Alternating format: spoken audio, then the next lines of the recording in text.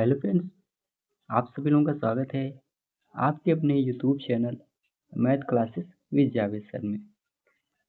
तो फ्रेंड्स, आज हम डिस्कस करेंगे 31 अक्टूबर 2024 के मोस्ट इम्पोर्टेंट करंट अफेयर्स के क्वेश्चन को। तो आप इस पूरे लेक्चर को लास्ट तक जरूर देखिएगा। और फ्रेंड्स, अगर आप हमारे चैनल पे पहली बार आए हैं तो चैनल को सब्सक्राइब करना ना भूलिएगा, ताकि हमारे द्वारा कुछ भी अपडेट किया जाए उसका नोटिफिकेशन आपको सबसे पहले मिल सके।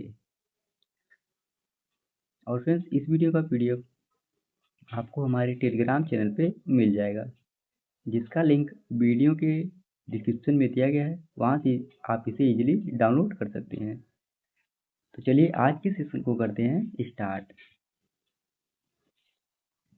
तो पहले हम लोग पिछले दिन यानी 30 अक्टूबर के करंट अफेयर्स का रिवीजन कर लेते हैं, जिसमें पहला प्रश्न है, नाफेड के नए प्रबंध निदेशक और मुख्य कार्यकारी अधिकारी कौन बने हैं? तो दीपक अग्रवाल नाफेड के नए प्रबंध निदेशक और मुख्य कार्यकारी अधिकारी बने हैं।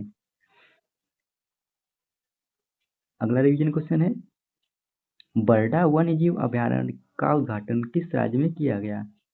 तो इसका उद्घाटन गुजरात राज्य में किया गया है। हाल ही में किस बैंक को भारत का सर्वश्रेष्ठ बैंक घोषित किया गया है? तो स्टेट बैंक ऑफ इंडिया को अभी हाल ही में भारत का सर्वश्रेष्ठ बैंक घोषित किया गया है।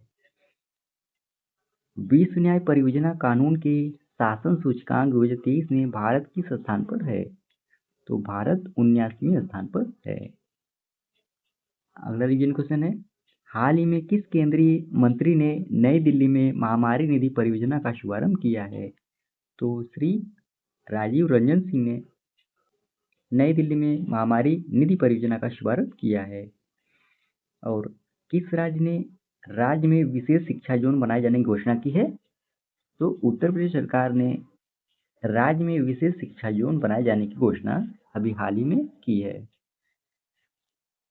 अगला रिवीजन क्वेश्चन है, हाल ही में किस देश ने दुनिया की सबसे बड़ी इमारत मुकाब पर निर्माण कार्य शुरू हुआ है? तो सऊदी अरब में दुनिया की सबसे बड़ी इमारत मुकाब पर निर्माण कार्य शुरू हुआ है।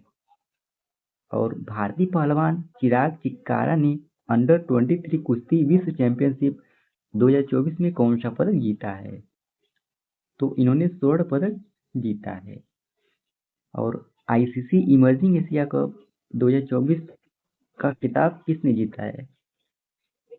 तो अफगानिस्तान टीम ने आईसीसी इमर्जिंग एशिया कप 2024 का खिताब जीता है।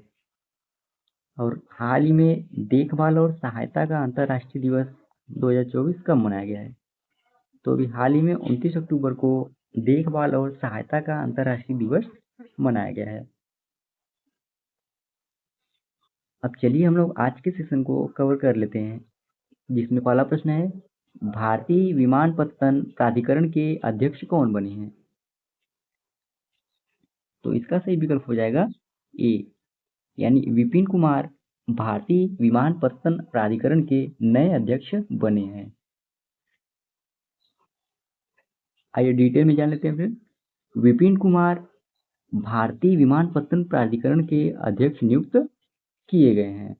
और फिर विपिन कुमार बिहार कैडर के 1996 बैच के आईएएस अधिकारी हैं। अब बात करें फिर इन्होंने किनका स्थान लिया है? तो इन्होंने एम सुरेश का स्थान लिया है। अच्छा फ्रेंड्स, अब जान लेते हैं भारतीय विमानपत्तन प्राधिकरण यह क्या है? तो यह देश में नागरिक उड्डयन से जुड़े बुनियादी ढांचे निर्माण, रखरखाव और प्रबंधन के लिए जिम्मेदार है। अब बात कर लेते हैं फ्रेंड्स भारतीय विमानपत्तन प्राधिकरण, इसकी स्थापना कब हुई थी?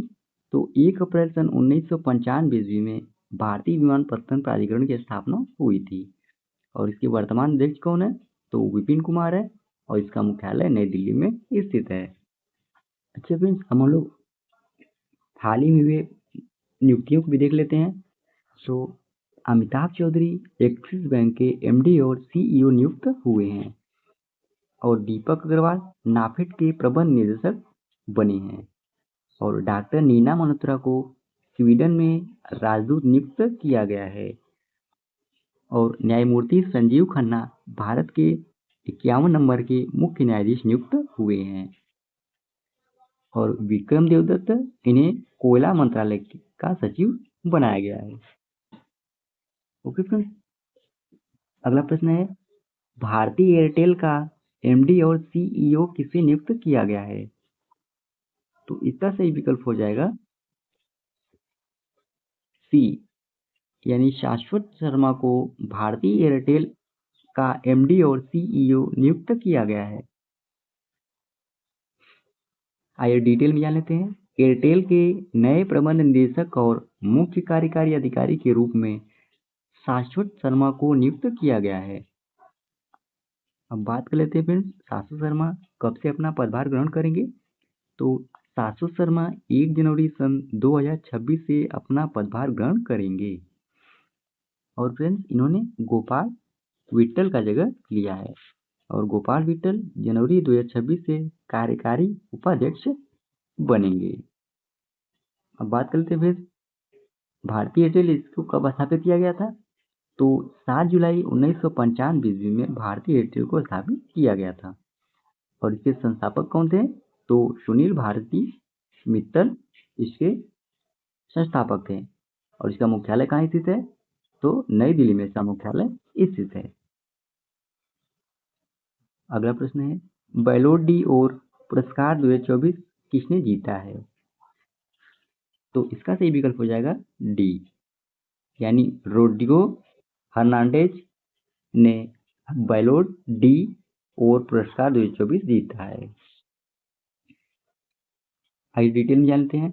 28 वर्षीय रोड्री ने पुरुष बैलोन डी और पुरस्कार जीता है और फ्रेंड्स रोड्री ने रियल मैड्रिड के विनीसियस जूनियर, जूड बेलिंघम और डानी कार्वाल को पछाड़ा जो अपने बेहतरीन फॉर्म के लिए जाने जाते हैं। अब बात कर लेते हैं फ्रेंड्स बैलोन डी और पुरस्कार 2024 विजेता कौन कौन रहे? तो पुरुष में रोड्रिगो हर्नांडेज रहे जो स्पेन के मैनचेस्टर सिटी से बिलोंग करते हैं और महिला में बात करें तो एटाना बोनमती ने इसे जीता है जो स्पेन के बार्सिलोना से बिलोंग करती हैं। और वर्ष का सर्वश्रेष्ठ पुरुष क्लब किसने जीता है? तो रियल मैड्रिड ने पुरुष क्लब ऑफ द ईयर का पुरस्कार जीता है और वर्ष का सर्वश्रेष्ठ महिला क्लब किसने जीता है? तो एफसी बार्सिलोना ने इसे जीता है। अच्छा फ्रेंड्स, अब हम लोग बैलोन डी और सबसे ज़्यादा जीतने वाले टॉप 5 खिलाड़ी को भी देख लेते हैं। तो पहले स्थान पर आते हैं लियोनेल मेसी जो अर्जेंटीना देश से बिलोंग करते हैं। इन्होंने 8 बार यह खिताब जीता है। अब कब कब जीता फ्रेंड्स? तो 2009 में जीता है, फिर 2010 में, 2011, 2012, 2015, 2019 और 2021 और 2023 में इन्होंने बैलोन डी और का पुरस्कार सबसे अधिक बार जीता है। वहीं दूसरे स्थान पर है क्रिस्टियानो रोनाल्डो जो पुर्तगाल देश से बिलोंग करते हैं। इन्होंने यह पुरस्कार 5 बार जीता है। और सन की बात करें फ्रेंड्स, इन्होंने 2008 में पहली बार जीता है, फिर 2013 में, फिर 2014, इसके बाद 16 और 17, यानी 5 बार इन्होंने यह खिताब जीता है। और तीसरे स्थान पर है माइकल प्लोटिनी जो फ्रांस देश से बिलोंग करते हैं। इन्होंने यह खिताब 3 बार जीता है, 1983, 1984 और 1985 सन में इन्होंने यह खिताब जीता था। और वही इस लिस्ट में चौथे स्थान पर आते हैं जोहान क्रूफ जो नीदरलैंड देश से बिलोंग करते हैं। इन्होंने यह खिताब 3 बार जीता है, 1971, 1973 और 1974 ईस्वी में जीता था। और 5वें नंबर पर आते हैं इस लिस्ट में मार्को वैन बास्टेन जो नीदरलैंड देश से बिलोंग करते हैं। इन्होंने यह खिताब 3 बार जीता है, 1988, 1989 और 1992 ईस्वी में यह खिताब इन्होंने जीता था। अगला प्रश्न है चावल मिलर्स के लिए एफसीआई शिकायत निवारण ऐप को किसने लॉन्च किया है? तो इसका सही विकल्प हो जाएगा डी, यानी प्रहलाद जोशी ने चावल मिलर्स के लिए एफसीआई शिकायत निवारण ऐप लॉन्च किया है। आइए डिटेल में जान लेते हैं। खाद्य एवं सार्वजनिक वितरण मंत्री प्रहलाद जोशी ने नई दिल्ली में चावल मिलर्स के लिए FCI शिकायत निवारण प्रणाली का मोबाइल एप्लीकेशन लॉन्च किया है। और फ्रेंड्स, एक बार शिकायत दर्ज होने के बाद 3 दिनों के भीतर जांच करने के लिए 3 सदस्यीय टीम भेजी जाएगी, जो मिलर से बातचीत करेगी और उसी अवधि के भीतर समाधान की सिफारिश करेगी। ओके फ्रेंड्स, यानी इस ऐप के थ्रू जो शिकायत दर्ज की जाएगी उसे 3 दिन के भीतर ही जांच के लिए 3 सदस्यीय टीम भेजी जाएगी और जो मिलर से बातचीत करके उसे 3 दिन के अंदर उसका समाधान करने का प्रयास करेगी। अच्छा फ्रेंड्स, अब हम लोग FCI यानी फूड कॉर्पोरेशन ऑफ इंडिया बात कर लेते हैं। इसकी स्थापना कब हुई थी? तो 14 जनवरी सन 1965 ईस्वी में FCI यानी फूड कॉर्पोरेशन ऑफ इंडिया की स्थापना हुई थी। और FCI के वर्तमान अध्यक्ष कौन है? तो अशोक कुमार मीणा FCI के वर्तमान अध्यक्ष हैं। और इसका मुख्यालय कहाँ स्थित है? तो नई दिल्ली में इसका मुख्यालय स्थित है। और ये सेवाएं कौन कौन सी प्रदान करती है? तो सरकारी नीति निष्पादन यानी अस्थायी रूप से जो सरकार के द्वारा सेवाएं होती हैं उसको यह करता है। और फिर FCI यानी भारतीय खाद्य निगम, इसका काम क्या है? तो भारत में खाद्य सुरक्षा को सुनिश्चित करने हेतु यह खाद्यान्नों का क्रय करके उसे गोदामों में भंडारित करता है। अगला प्रश्न है, आयुर्वेद दिवस 2024 कब मनाया गया है? इसका सही विकल्प हो जाएगा ए, यानी 29 अक्टूबर को आयुर्वेद दिवस 2024 मनाया गया है। आइए डिटेल में जान लेते हैं। आयुर्वेद दिवस महान आयुर्वेदाचार्य धन्वंतरी की जयंती के उपलक्ष्य में इस उत्सव को या इस दिवस को मनाया जाता है। धन्वंतरी को आयुर्वेद का भगवान भी माना जाता है। और इस वर्ष 9वां आयुर्वेद दिवस 29 अक्टूबर 2024 को मनाया गया है। और इसका उद्देश्य क्या है? तो इस दिन का उद्देश्य आयुर्वेद के मौलिक सिद्धांतों, उपचार विधियों और जीवन शैली दृष्टिकोणों को गहराई से समझना है। और बात कर लेते हैं आयुर्वेद दिवस 2024 इसका विषय क्या है?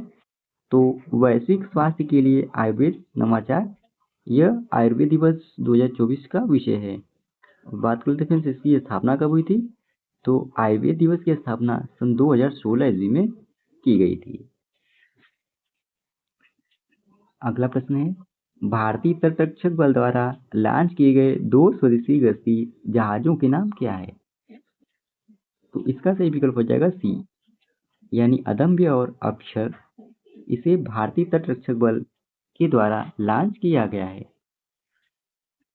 आइए डिटेल में जान लेते हैं। भारतीय तटरक्षक बल ने हाल ही में 2 स्वदेशी तेज गश्ती जहाज अदम्य और अक्षर लॉन्च किए हैं। और बात कर लेते हैं इसका निर्माण किसके द्वारा हुआ है? तो गोवा शिपयार्ड लिमिटेड यानी GSL के द्वारा इसको बनाया गया है। और फिर ये जहाज 7% से अधिक स्वदेशी सामग्री के साथ बनाए गए हैं। इसका निर्माण तटीय सुरक्षा और निगरानी के लिए किया गया है, जिसकी लंबाई 52 और अधिकतम गति 27 समुद्री मील है। अगला प्रश्न है, हाल ही में किस राज्य सरकार ने निवेश प्रोत्साहन योजना 2024 शुरू की है?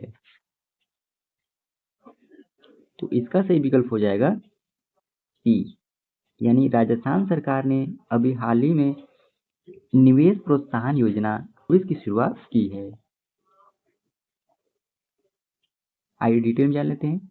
राजस्थान सरकार ने राजस्थान निवेश प्रोत्साहन योजना यानी RIPS 2024 शुरू की है।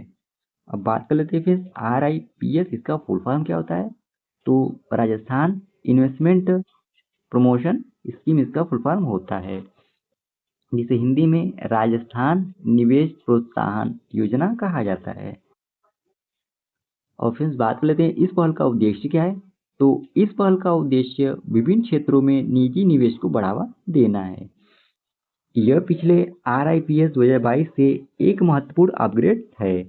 यह योजना दिसंबर 2024 में जयपुर में होने वाले राइजिंग राजस्थान ग्लोबल इन्वेस्टमेंट समिति से पहले शुरू की गई थी।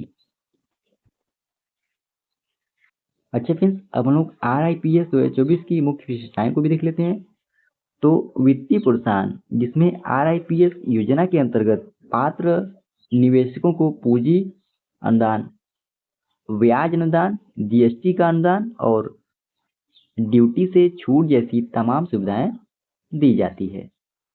और विस्तारित सेक्टर फोकस, RIPS 2024 में नए उभरते सेक्टर शामिल हैं। ये सेक्टर भविष्य के विकास के लिए महत्वपूर्ण है। अब इसमें एरो और space, defence, drone, semiconductor, agritech और वेस्ट रिसाइकलिंग शामिल है। अब फ्रेंड्स, ये है राजस्थान राज्य का मैप और ये है अपना प्यारा भारत। और ये रेड कलर में जो आप लोगों को दिख रहा है, यह राजस्थान राज्य का मैप है। और फ्रेंड्स, अब बात कर लेते हैं राजस्थान की राजधानी कहाँ है। तो जयपुर है। और यहाँ के वर्तमान मुख्यमंत्री कौन है? तो भजन लाल शर्मा राजस्थान राज्य के मुख्यमंत्री हैं। और यहाँ के राज्यपाल कौन है? तो हरिभाऊ किशन राव बागड़े यहाँ के वर्तमान राज्यपाल हैं।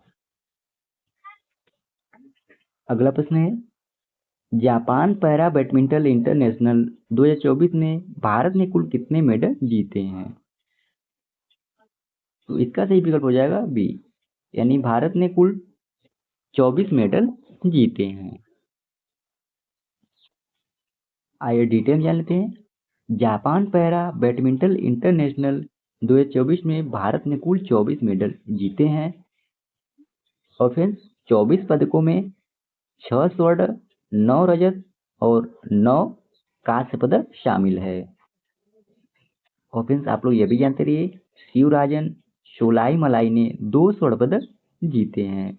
और वहीं सुकांत कदम ने SL4 वर्ग में स्वर्ण पदक जीते हैं। और उमेश विक्रम कुमार और सूर्यकांत यादव की जोड़ी ने स्वर्ण पदक जीता है। और मनीषा रामदास ने फाइनल में स्वर्ण पदक जीता। अच्छा फ्रेंड्स, अब हम लोग 31 अक्टूबर 2024 के करंट अफेयर्स के क्विज क्वेश्चन को कवर कर लेते हैं। जिसमें पहला प्रश्न है, हाल ही में 50 अंतर्राष्ट्रीय गोल करने वाली भारतीय महिला फुटबॉलर कौन बनी है? तो बाला देवी अभी हाल ही में 50 अंतर्राष्ट्रीय गोल करने वाली पहली भारतीय महिला फुटबॉलर बनी है। दूसरा प्रश्न है, किस देश ने रोनाल्डो के नाम पर सिक्के जारी किए हैं? तो पुर्तगाल देश ने CR7 रोनाल्डो के नाम से सिक्के जारी किए हैं। अगला प्रश्न है, भारत का एकमात्र तैरता हुआ राष्ट्रीय उद्यान कहाँ पर स्थित है? तो यह मणिपुर स्थित है, जिसका नाम केबुल लामजाओ राष्ट्रीय उद्यान है। अगला प्रश्न है, भारत के लोकपाल के दूसरे अध्यक्ष कौन बने हैं? तो अजय माणिक राव भारत के लोकपाल के दूसरे अध्यक्ष बने हैं। और इंडियन चैम्बर ऑफ कॉमर्स का नया अध्यक्ष किसे नियुक्त किया गया है? तो अभ्युदय जिंदल को इंडियन चैम्बर ऑफ कॉमर्स का नया अध्यक्ष नियुक्त किया गया है। अगला प्रश्न है, हाल ही में सैन्य खुफिया शहीदों को समर्पित देश के पहले सतर्क पार्क का उद्घाटन कहाँ हुआ है? तो इसका उद्घाटन महाराष्ट्र राज्य में हुआ है। और हाल ही में PM मोदी ने वधवन बंदरगाह की आधारशिला कहाँ रखी है? तो इसकी आधारशिला प्रधानमंत्री नरेंद्र मोदी ने महाराष्ट्र में रखी है। और हाल ही में मूनलाइट प्रोग्राम किसने प्रारंभ किया है? तो यूरोपीय अंतरिक्ष एजेंसी ने मूनलाइट प्रोग्राम प्रारंभ किया है। और फर्स्ट क्लास क्रिकेट में सबसे तेज दोहरा शतक किस खिलाड़ी ने बनाया? तो जॉर्ज बोविस ने फर्स्ट क्लास क्रिकेट में सबसे तेज दोहरा शतक बनाया है, जो न्यूजीलैंड ए के प्लेयर हैं। और लास्ट प्रश्न है, हाल ही में चर्चा में रही पुस्तक mountain mammals of the world का संबंध किससे है? तो इस पुस्तक का संबंध MK रणजीत सिंह से है। तो फ्रेंड्स, इसी प्रश्न के साथ ही ये आज का हमारा डेली करंट अफेयर्स का सेशन समाप्त होता है। आशा करते हैं आज का आपको सेशन अच्छा लगा होगा। और इस वीडियो का PDF आपको हमारे टेलीग्राम चैनल पे मिल जाएगा, जिसका लिंक वीडियो के डिस्क्रिप्शन में दिया गया है। वहाँ से आप इसे ईजिली डाउनलोड कर सकते हैं। तो आज के लिए इतना ही। जय हिंद, वंदे मातरम।